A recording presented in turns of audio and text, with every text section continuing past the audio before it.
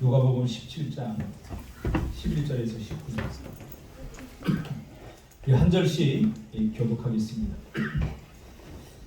예수께서 예루살렘으로 가실 때에 사마리아와 갈릴리 사이로 지나가시다가 한 마을에 들어가시니 나병 환자 10명이 예수를 만나 멀리 서서 소리를 높여 이르되 예수 선생님이여 우리를 불쌍히 여기소서 하거늘 오시고 이르시되 가서 제사장들에게 너희 몸을 보이라 하셨더니 그들이 하나가 깨끗함을 받으시라. 그 중에 한 사람이 자기가 나은 것을 보고 큰 소리로 하나님께 영광을 돌리며 돌아와 예수의 바람에 엎드려 감사하니 그는 사마리아 사람이라. 예수께서 대답하여 이르시되 10사람이 다 깨끗함을 받지 아니하였느냐 그 9은 어디 있느냐 이 이방인 외에는 하나님께 영광을 돌리러 돌아온 자가 없느냐 하시고 다 같이 그에게 이르시되 일어나 가라 내 믿음이 너를 구원하였느니라 하시더라. 아멘. 오늘 이 말씀 중심에서 감사 그 구속사적 믿음에 관하여 감사 그 구속사적 믿음에 관하여라는 제목으로 하나님 말씀 전하겠습니다. 보통 감사절이 되면 감사에 대한 이야기를 일반적이고 도덕적인 윤리적인 차원에서 참 감사해야 된다 이렇게 설교를 합니다. 보통 오늘 본문도 사실은 감사에 초점을 맞추어서 이야기를 합니다. 그런데 뭔가 이 본문을 읽어보면 좀 석연치 않은 구석이 있습니다. 감사에만 초점을 맞추기에는. 그래서 이 오늘 본문을 자세히 제가 관찰을 하고 묵상을 하고 또 성경 전체를 통시적으로 보면서 오늘 본문이 도대체 무슨 이야기를 하고 있는지 오늘 함께 은혜를 나누려고 합니다. 감사는 두 가지로 나누어 우리가 생각해 볼 필요가 있습니다. 첫째는 일반 은혜 안에서의 감사입니다. 그러니까 일반 은혜는 예수 믿는 사람이나 믿지 않는 사람이나 모두에게 하나님이 베푸시는 은혜입니다. 예를 들면 태양, 이 태양은 예수 믿는 사람이나 믿지 않는 사람이나 믿음 있는 사람이나 없는 사람이나 모두에게 베풀어 주시는 하나님의 일반적인 은혜입니다. 그것을 우리가 일반 은혜라고 합니다. 그래서 감사, 첫 번째 감사는 일반 은혜 안에서 하는 감사입니다. 누구나 다 할 수 있는 감사죠. 예수를 믿든 믿지 않던 세상 사람들도 감사를 하면, 감사를 하면서 살면은 많은 유익을 얻을 수 있어요. 어떤 유익이요? 일반 은혜 안에서 누릴 수 있는 은혜를 다 우리가 누릴 수 있습니다. 그러나 성도의 감사, 하나님의 백성들의 감사는 여기에 머물러서는 안 되고 구속사적인 감사로 나아가야 됩니다. 이 구속사란 하나님께서 죄로 말미암아 고통 속에 살다가 결국 지옥 백성이 될 수밖에 없는 딱한 우리를 구원하시기 위해서 펼치시는 그러한 하나님의 역사를 말합니다. 그걸 구속사라고 합니다. 그러니까 우리는 두 가지 역사를 동시에 갖고 살아야죠. 세속사와 구속사, 이 두 가지를 동시에 갖고 살아야 되는 거죠. 이 땅을 살아가는 모든 사람들에게 너나 할 것 없이 구원이 필요합니다. 넓게는 영적 구원으로부터 좁게는 삶에서 일어나는 크고 작은 일들로부터의 구원 말이죠. 그러므로 삶에서 일어나는 문제는 결국 구원에 관심을 갖고 구원의 영적인 눈을 뜨게 하기 위한 하나님의 몸부림, 하나님의 애쓰심입니다. 우리 인생은 매일매일 여행 아닙니까? 예수님은 매일 여행하셨습니다. 그리고 만나는 사람들에게 예수님이 선물이었습니다. 예수님의 여행 목적은 여행 자체가 아니라 자신을 만나는 사람에게 하나님 나라를 선물하기 위한 여행이었죠. 그러므로 예수 믿는 사람이 어디를 가고 누구를 만나는가 정말 중요한 일이 아닐 수 없습니다. 또한 내가 누군가에게 선물이라는 것을 우리는 잊어서는 안 될 것입니다. 여러분을 만난 사람들이 마음이 평안해지고 여러분을 만난 사람들이 당신 때문에 참 행복해졌어요. 여러분을 만나는 사람들이 참 시원해요. 이건 내가 선물로서의 역할을 제대로 한 것입니다. 어떤 사람을 만나면 머리가 더 지끈거리고 어떤 사람을 만나면 더 삶이 벅차 보이고 이건 선물로서의 자신을 잃어버리고 사는 거예요. 예수님은 예루살렘으로 여행 중이었죠. 그리고 갈릴리 남부 지역과 사마리아 북부의 어느 지역의 경계에 다다르게 됩니다. 그 이유는 빨리 갈 수 있는 길이 있음에도 불구하고 예수님께서 경계에 걸쳐서 갈 수밖에 없는 것은 사마리아 사람들이 유대인을 별로 좋아하지 않았기 때문이에요. 그래도 비록 좀 사마리아 사람과 유대인들이 서로 좋지는 않지만 그래도 함께 잘 어울려서 암묵적으로 사는 그 경계 지역을 예수님이 택하셔서 그곳으로 지금 간 거죠. 예수님은 사람들이 만들어 놓은 담을 항상 허무시는 분입니다. 사람들은 항상 담을 만들잖아요. 담이 쌓이는 순간 고립이 됩니다. 항상 담을 만들어요. 이거 왜 그러냐? 우리 안에 있는 죄성 때문입니다. 죄는 항상 담을 쌓게 만들어요. 담을 쌓게. 예수님께서 그 경계에 있는 그곳으로 간 거죠. 어떻게 보면 담이 쌓여져 있는 그곳으로 간 거죠. 사마리아인과 유대인의 담을 헐기 위해서는 거죠. 그런데 그곳에 들어갔는데 10명의 문둥병자가 예수님께 나오는 걸 보게 됩니다. 한 마을, 성경에는 한 촌이라고 되어 있습니다. 이 마을이라고 표현된 이 부분은 성을 쌓고 성 안이다 이렇게 이해하면 됩니다. 그러니까 주로 사람들이 거주하던 곳은 메인 피플들이 거주하던 것은 바로 성을 쌓고 성 안에 사람들이 거주했던 거죠. 그런데 문둥병자들은 문둥병이 걸리면 성에서 추방당하죠. 왜? 함께 살 수 없었기 때문에. 그래서 아마 예수님이 성 안으로 들어가는 그때쯤 이 문둥병자들이 그 기회를 포착하고 멀리 서서 예수님을 향해서 소리를 친 것 같아요. 상상해보면 적어도 예수님과 문둥병자의 그 거리는 모세의 법에 의하면 100m 정도 됩니다. 그러니까 문둥병에 걸리면 문둥병이 걸리지 않는 사람에게서 추방을 당하고 혹시 그들이 성한 사람들, 문둥병이 걸리지 않는 사람들을 보게 되면은 적어도 100m를 본인들이 스스로 떨어져야 돼요. 그렇지 않으면 성한 사람들에게 가까이 접근하면 모세의 법에 의하면 돌로 쳐 죽여도 이것은 살인죄에 해당하지 않습니다. 그러니까 이 문둥병은 그냥 우리의 질병이 아니라 심각한 영적인 병이고 신의 저주를 받아서 병에 걸렸다라는 인식들이 있었기 때문에 이 문둥병자들은 성한 사람들과 격리를 해서 살았던 거죠. 그래서 가까이 하거나 어울리는 것 자체가 불경스러운 일이었습니다. 아마 100m 정도 떨어져서 예수님을 불렀으니까 더군다나 얼마나 많은 사람들이 이 주변에 몰려 있었을 거예요. 막 웅성거리고 온갖 소음 때문에 웬만큼 예수님 하고 불러서는 예수님의 주목을 끌 수 없었던 거죠. 그러니까 마지막 기회다 생각하고 이들이 최선을 다해서 소리를 질러 예수님을 불렀던 거죠. 그러자 예수님은 그들의 부르짖음을 들으시고 뭐라고 하냐면 와서 보지도 않고 가서 제사장에게 보이라 라고 말합니다. 이 요구는 엄청난 이 문둥병자들 편에 서서 보면 엄청난 도전을 포함한 요구입니다. 왜냐하면 이들은 아직 낫지 않았거든요. 낫지 않은 상태에서 제사장에게 가다가는 주변의 사람들에게 돌맞아 죽을 수도 있고 또 제사장에게 가면 제사장들에 의해서 몰매를 맞아 죽을 확률이 거의 100%입니다. 그러니까 다 낫지 않은 상태, 여전히 그들의 살점은 떨어져 나가고 진물이 흐르고 그런 상태에서 예수님은 제사장에 가서 보이라 이렇게 합니다. 보통 모세의 법에 의하면 제사장에게 가서 보이는 그런 증상들이 있어요.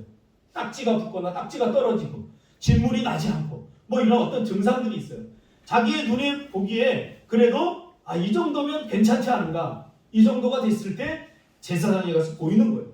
그런데 이들은 그런 증상들이 전혀 없어요. 여전히 살점이 막 떨어져 나가고 냄새가 나고 진물이 흘러내리고 그런 상태에서 제사장에게 간다. 이런 것은 굉장히 무모한 도전이 아닐 수 없는 거죠.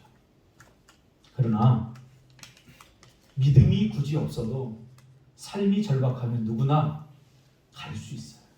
내가 맞아 죽는 한이 있더라도, 내가 이렇게 사느니 차라리 내가 가다가 맞아 죽는 한이 있더라도 이 병을 고쳤으면 좋겠다. 그런 소망이 더 컸던 거죠.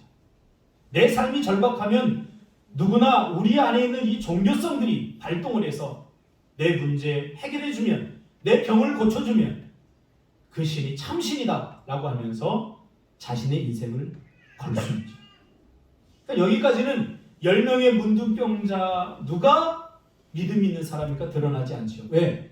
10명이 다 같이 갔기 때문에. 겉으로 보기에는 야, 이들이 다 믿음이 있는구나 라고 우리가 생각할 수 있어요. 삶이 절박하면 우리는 믿음 비슷한 것을 흉내내기도 합니다. 나에게 유익이 된다면 그렇게 할 수 있습니다. 믿음으로 착각할 수 있습니다. 그렇죠? 내 삶이 절박한데 기도하면 예수님께 나오면 해결해 준다는데 누가 나가지 못하겠습니까? 그런데 오늘 본문을 자세히 보면 그게 믿음이 아니라고 얘기해요. 그것은 우리 인간의 본연의 자세예요. 누구나 다 삶이 절박하면 그렇게 할 수 있는 거예요. 이걸 믿음으로 착각해서는 안 돼요. 그러므로 여하튼 이 믿음은 초벌적이고 비상식적이고 비합리적인 방식으로 우리 안에 감추어져 있습니다. 믿음은 불확실함 속으로 뛰어드는 것입니다. 그러나 우리는 자꾸 하나님께 확신을 달라고 합니다. 하나님이 계시다면 내가 하나님이 계십니다라고 믿고 고백할 수 있는 어떤 확신, 증거나 확신을 주세요 라고 말하는 거죠. 확실한 어떤 것이 있어야 내가 가겠다라고 합니다. 믿음은 확신이 아니라 신뢰가 먼저입니다. 저는 확신하는 사람들을 잘 신뢰하지 않습니다.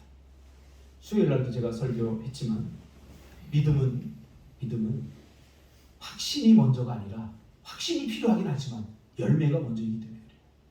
열매가 먼저입니다. 얼마나 많은 확신 있는 그리스도인들이 잘못된 길로 가는지 몰라요. 그렇죠? 다 확신범들이에요. 저기 팔레스타인에 막 이 폭탄을 짊어지고 뛰어 들어가 죽는 그 사람들은 다 확신범들이에요. 그렇게 죽으면 그들은 알라 신께 순교하는 거라고 그렇게 세뇌당했기 때문에 그들이 죽으면 우리가 생각하는 일반적인 그런 지식으로 이해하면 안 돼요. 그들은 순교하는 거예요. 순교. 이렇게 뛰어들면 알라를 위해서 자신들이 순교한다라고 생각합니다. 오늘 그리스도인들 안에도 이런 확신범들이 굉장히 많아요. 확신범. 성경적 가치에서 나온 확신이 아니라 열매는 하나도 없는데 나는 구원받았어. 이렇게 확신합니다. 우리가 저번 주에 제가 잠시 다루었지만 유괴를 해서 죽여버리고 난 이미 용서받았어. 누가 용서한 겁니까? 자기 스스로가 그렇게 용서를 하는 거예요. 내가 이 죄책감에서 벗어날 수 있다면 나는 어떤 것이라도 할 수 있는 거죠. 그들은 예수님의 말을 듣고 가다가 14절에 보니까 깨끗함을 받았다라고 말합니다. 그들은 예수님의 말을 듣고 제사장에게 가는 도중에 여전히 살점이 썩어 있었고 살 썩는 냄새가 났고 진물이 떨어졌지만, 그러나 10명이 가다가 어느 시점인지 알 수 없지만 자신들의 삶이 회복된 것을 인식하게 됐죠. 자, 보통 우리가 기복주의 신학에서 여기서 끝납니다. 봐라, 예수님의 말씀을 듣고 믿음으로 도전하면 이런 결과가 나온다. 여기서 끝나는데 누가의 스토리는, 누가의 플롯은 여기서 끝나지 않고 여기가 이제 일부예요. 그의 얘기를 끝내지 않습니다. 지금부터 진짜라고 누가는 이야기합니다. 그 중에 고침받은 사람이 10명인데 그 중에 한 사람만이 주님께 와서 감사했다라고 말하면서 그는 사마리아 사람이었다라고 말합니다. 그러니까 도저히 감사할 수 없는 사람이 감사했다는 거예요. 우리의 예상을 다 깨고 도저히 감사할 수 없는 사람이 감사했다. 그렇게 말하는 거예요. 근데 예수님이 뭐라고 합니까? 이렇게 예수님이 이야기하는 거죠. 10사람이 깨끗함을 받지 않았느냐? 9은 어디 있느냐? 그러면서 이 이방인 외에는 하나님께 영광을 돌리러 온 자가 없느냐 라고 말씀하시고는 예수님이 뭐라고 그러냐면 일어나 가라. 내 믿음이 너를 구원하였느니라 라고 말합니다. 여러분, 우리가 추수감사절을 맞아서 하나님께 여러분은 어떤 부분을 가지고 감사합니까? 내 삶의 필요를 채워주고, 그리고 내 기도를 들어주고, 오늘 이 10명의 문둥병자처럼 내 병을 고쳐주고 내 절박한 삶의 문제를 해결해 주어서 감사하는 겁니까?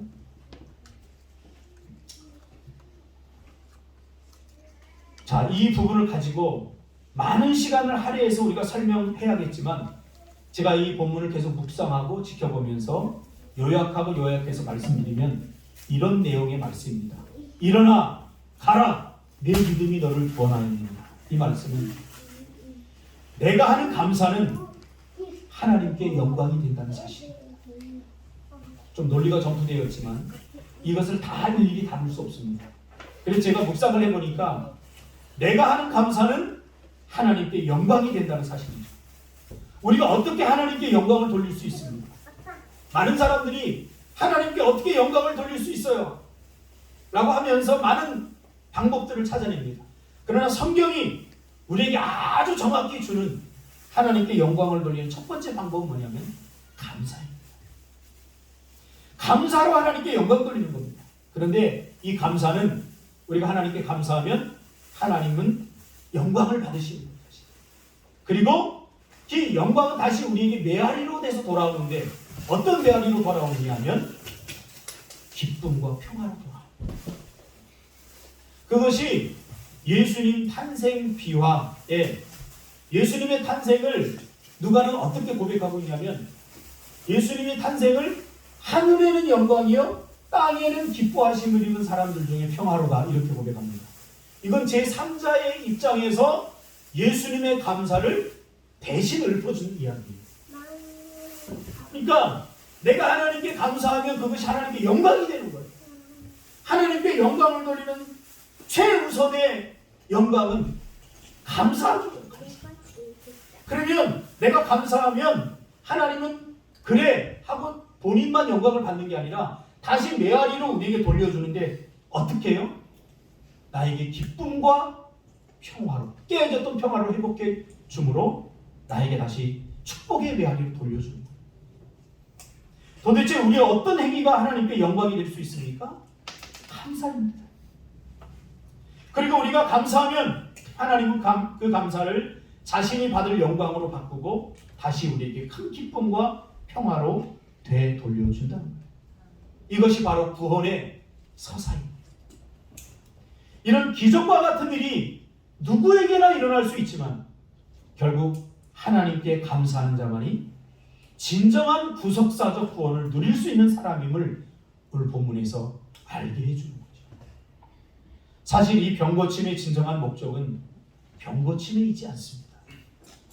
이 병을 고쳐주신 분을 알리기 위한 사건입니다.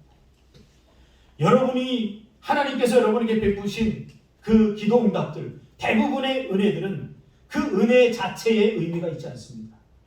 어디에 의미가 있습니까? 그 은혜를 베풀어 주신 분에게 우리의 눈의 방향, 우리의 관심의 방향을 돌리라는 거예요. 오늘 9명은 여기에서 실패한 거죠. 그래서 고침받는 것 자체보다 9명은 자신들이 더 이상 문둥병자가 아니라는 사실이 더 기뻤던 거죠. 그 지긋지긋한 문제에 더 이상 시달리지 않아도 되는 것에 기뻤던 거죠. 그러니까 그 문제 자체가 해결된 것에만 기뻐하는 거죠. 그 병을 고쳐주신 분에게는 별로 관심이 없습니다. 여기서 하나님 나라의 백성과 세상 사람들의 차이가 분명하게 드러납니다. 믿음이 있는 사람과 믿음이 없는 사람의 삶이 드러나게 되는 거죠. 오직 한 명의 문둥병자만 야, 내가 이 병을 고침을 받으면 너무 기쁜 일이지만 더 기쁜 일은 뭐예요? 이 병을 고쳐주시는 구원자를 내가 만난다는 사실. 이게 더 기쁜 거예요. 여러분 그렇지 않습니까? 어떤 문제가 해결되면 저 같은 경우 그래요. 야, 내가 이 문제가 해결됐구나 하고 기쁜 것은 잠시지. 야, 하나님이 도대체 이것을 어떻게 해결해 주셨지? 하면서 하나님께 감사한 마음이 더 커져야 돼요. 그것이 구원받은 믿음의 사람들의 고백인 거죠. 그런데 오직 한 명의 문둥병자만이 야, 이 병을 고쳐주신 분이 예수님이야. 그에게 감사해야 돼. 그래서 예수님을 가장 감사한 거죠. 이것이 믿음이다라고 오늘 본문은 말씀해 주고 있는 거죠. 해결이 주는 기쁨보다 주님을 만난 기쁨이 더 큰 것입니다. 이런 일이 누구에게나 일어날 수 있지만 결국 하나님께 감사로 가야 그것이 신앙이 된다는 거예요. 저는 많은 사람들을 보면서 하나님 고쳐주세요, 하나님 해결해주세요. 그리고 나서 고쳐주고 해결해주면 그 다음부터 하나님께 입 싹 닫는 사람들 많이 봤어요. 오늘 그거에 대한 이야기입니다. 결국 하나님께 감사할 수 없다면 삶이 절박한 사람들이 문제를 해결했을 때 누릴 수 있는 감동으로 끝나버린다는 거예요. 저는 큰딸에게 가끔 영광을 받습니다. 큰딸이 이제 철이 많이 드는 것 같아요. 그러니까 제가 큰딸에게 아버지로서 당연히 해줘야 될 것들을 해줘요. 뭐 크진 않지만 용돈을 준다거나 뭐 이렇게 위로를 해준다거나 해주면 큰딸은 내가 딸에게 주는 어떤 물질보다 내가 아버지의 딸이라 참 고마워 이런 표현을 자주 합니다. 이게 얼마나 마음을 설레게 하고 기쁜지 몰라요. 그러면 더 주고 싶은 거예요. 아, 야 10만 원을 줬는데 저 정도면 내가 아빠 꼭 돈이 나한테 돈 버니까 돈 필요하지 않아 이렇게 얘기하면서 근데 아빠가 내가 이렇게 어려울 걸 알고 이렇게 조금씩 주는 것에 대해서 난 참 고마워 이런 느낌의 뉘앙스로 이야기를 해주면 그냥 더 주고 싶어요.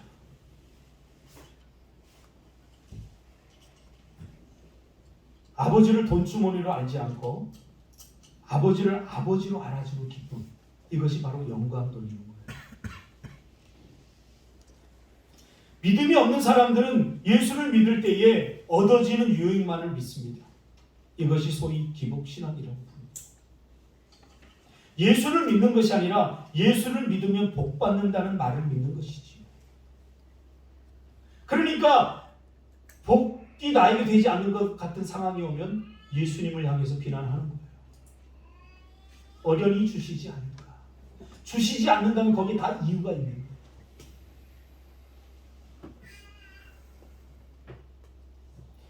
그러니까 예수님은 예수님과 내가 이어지기를 원하는 거예요. 예수님과 내가 이어지기를 원하는 거예요. 근데 나는 나와 물질만 있으면 끝나는 거예요. 이 문제만 해결되면 끝나는 거예요. 예수님이 이 사람의 행동을 뭐라고 해석하느냐 하면 내 믿음이 너를 구원하였다 라고 말합니다. 이 말은 자칫 오해의 소지가 있습니다. 내 안에 있는 믿음이 나를 구원했다. 그러니까 믿음의 주체자나 원인자가 내가 아니라는 말이에요. 이 말의 의미는 이미 여러분들에게 예수님께서 다 믿음을 다 주셨어요. 공평한 거예요. 믿음은 선물이기 때문에 뭐 받을 만한 조건이 있는 사람이 받는 게 아니에요. 믿음은 그냥 공짜예요. 하나님이 주시는 거예요. 그런데 내가 믿음이 있는지 없는지 어떻게 알 수가 있겠어요? 그렇죠? 감사하는 사람은 믿음이 있는 사람 이렇게 얘기하는 거예요. 감사하는 사람. 누구에게? 주신 것 때문이 아니라 주신 분 때문에 감사하는 거예요. 그래서 추수감사절의 감사는 이런 곡식들을 하나님이 주신 거잖아요. 이 주신 것 때문에 감사하는 게 아니라 이 주신 분에게 대한 감사가 돼요. 이걸 보면서 우리는 누구를 상상해야 되는 이것을 주시는 하나님에게로 가야 돼요. 그렇지 않으면 이것은 다 기복신앙이 되는 거예요. 제가 늘 이야기하잖아요. 주신 것은 감사하고 아직 주시지 않은 것은 주실 것을 기대하는 것이 믿음이다. 상상해 보세요. 하나님이 어떤 분이라는 것을 우리가 알게 된다면 비록 이렇게 지금 배, 사과 이렇게 풍성한 결실이 이렇게 떡 열매로 주어지지 않더라도 거기에 꽃만 피더라도 저 꽃이 지면 저기 열매가 돼 라는 것을 상상할 수 있다. 우리에게 이런 믿음이 필요하다는 거예요. 딱 눈앞에 보여야 하나님이 나에게 주셨다가 아니라, 믿음은 꽃을 핀 것을 보고도 나무를 보고도 저거 조금 있으면 내 열매가 될 거야 라는 것을 기대하고 상상할 수 있다. 그래서 제가 목회를 하는 거예요. 아마 요인을 가지고 평생 이렇게 해야 된다면 저는 바로 도시로 떠났을 거예요. 그러나 하나님은 제 믿음의 문을 여셔서 이것을 상상하게 하시고 믿음으로 바라보게 하시고, 지금 저 아이들이 지금 뚜뚜뚜뚜뚜 하면서 피리를 불었지만 나중에 드르르 하면서 그것을 저는 이미 상상했어요. 그래서 많은 사람들이 뭐 되겠느냐, 이 작은 교회에서 오케스트라 아무도 꿈꾸지 않았을 때 저는 시도했어요.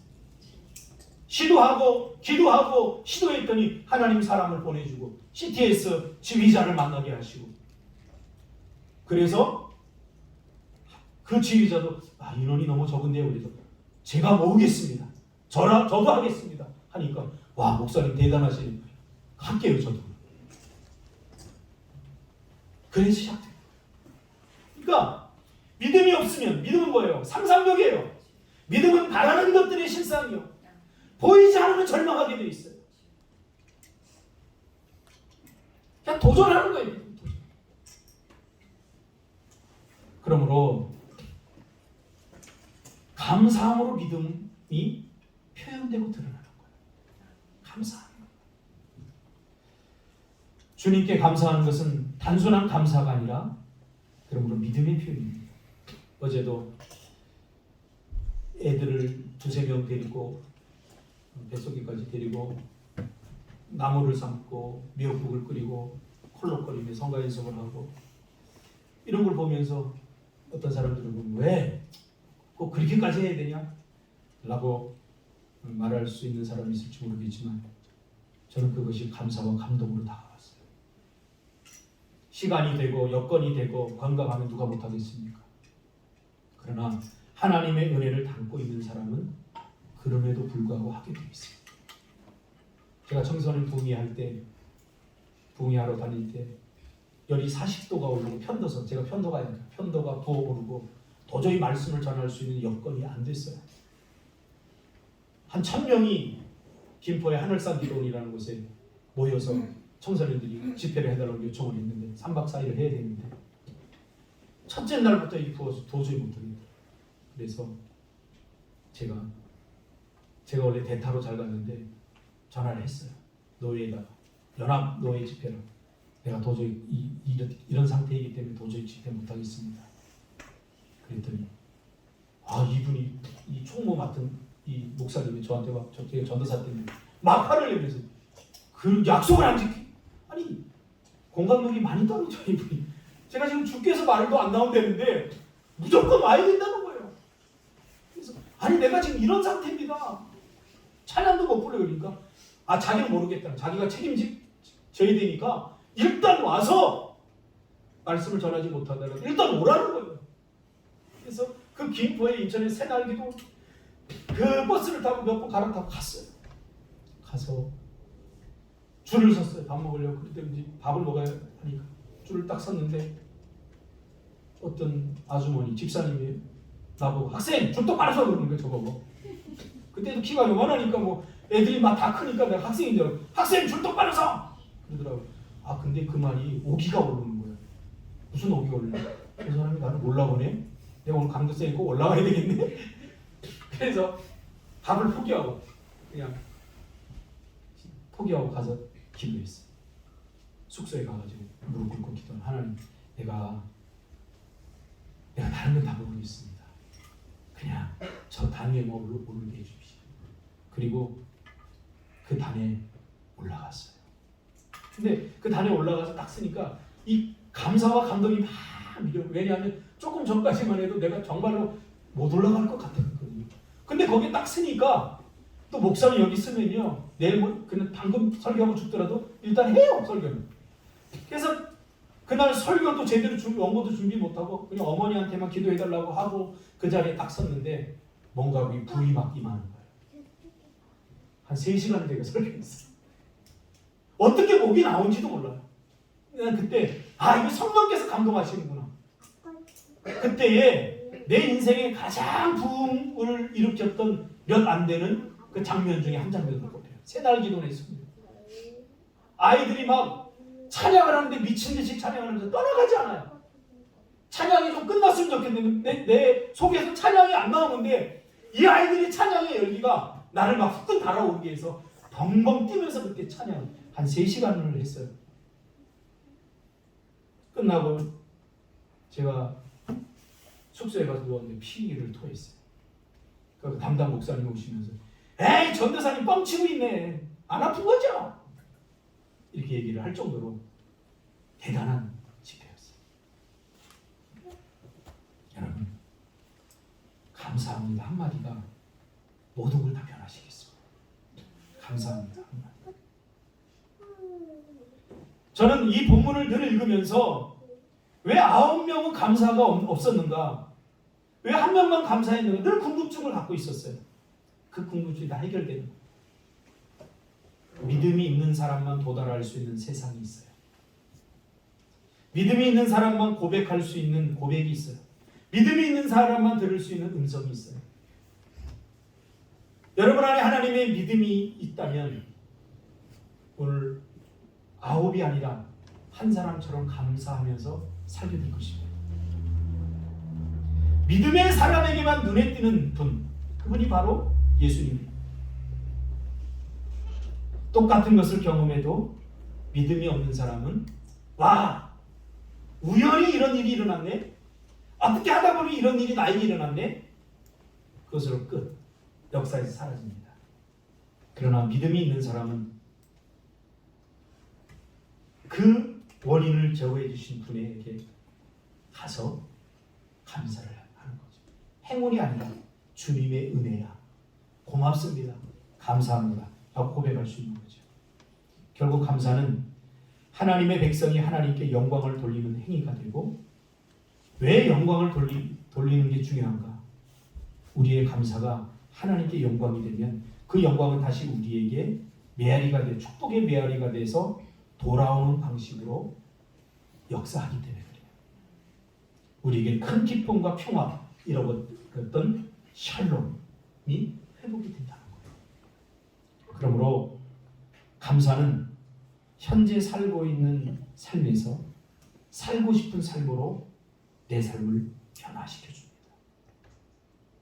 현재의 나를 되고 싶은 나로 바꾸어주는 것, 그게 뭐냐면 감사예요. 감사하세요. 근데 추수감사절이 되면 또 감사 못할 일이 자꾸 발생해요. 성탄절이 되면 기뻐해야 되는데 우울한 일이 발생해요. 부활절이 되면 생명의 꽃이 피어야 되는데 죽고 싶은 일이 생겨요. 왜 그런 줄 아세요? 영적으로 우리가 각성해야 돼요. 깨어있지 않으면 안 돼요. 그래서 저는 늘 절기가 오면 그냥 감사로 그냥 무작을 해요. 누가 뭐라고 그래도 난 감사해. 부활절이 되면 죽을 것 같은 일이 생겨요. 각오해야 돼요. 각오. 사단이 여러분 우리의 부활의 감격과 기쁨을 마음껏 누리게 하는 줄 아세요? 아니에요. 신앙은 싸워서 이겨야 됩니다. 그런 자만이 누릴 수 있는 거예요. 한 번은 제가 성탄절이 됐는데 어릴 적이에요. 어릴 적. 저희 어머니가 내가 조금 있으면 가서 연극을 하고 막 해야 되는데 즐겁게 막 해야 되는데 식사 봉사를 하러 가는 어머니가 울면서 들어와서 이불을 팍 쑥 눕고 계시는 거예요. 저는 짐작했죠. 저거 가서 또 뭐 김치하고 하다 또 서로 또 의견 안 맞아서 서로 또 싸웠구나. 상처받고 왔구나. 이미 딱 진단이 되더라고요. 그런 일이 자주 있었어요. 그 나중에 하나님께서 깨닫게 하시는 거예요.